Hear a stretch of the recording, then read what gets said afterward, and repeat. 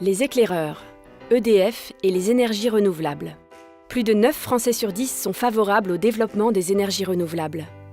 Peu émettrices de CO2 et très largement disponibles dans la nature, les énergies renouvelables disposent d'atouts incomparables. D'une même famille, toutes ces énergies ont pourtant un degré de maturité différent et des coûts de production qui varient. Leur développement tient compte aussi des ressources naturelles de chaque territoire.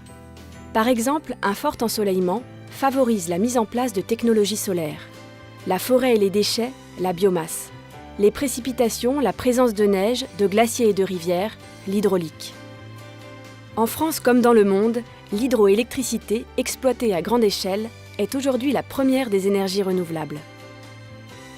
L'éolien et le solaire ont un bel avenir. Ils ont une autre caractéristique en commun, la variabilité.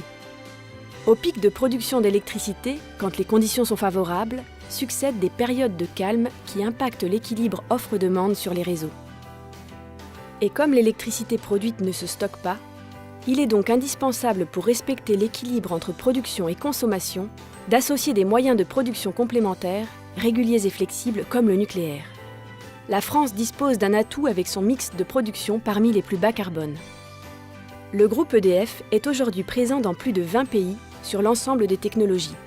L'hydraulique, l'éolien, le solaire, la biomasse et le biogaz, la valorisation des déchets, la géothermie ou encore les batteries qui permettent le stockage de l'électricité et favorisent l'intégration des énergies renouvelables dans le réseau électrique.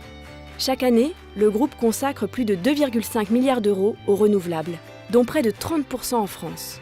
Il y développe d'un côté des projets majeurs comme le parc éolien de la montagne ardéchoise, mais également la nouvelle installation électrique de Romanche-Gavet, qui permettra de gagner 30% en productivité par rapport aux installations existantes. La production annuelle sera de 560 gigawattheures, soit l'équivalent de la consommation d'une ville de 230 000 habitants. De l'autre côté, sont proposées des solutions à taille humaine plus personnalisées, comme les offres d'autoconsommation Mon Soleil et moi d'EDF ENR.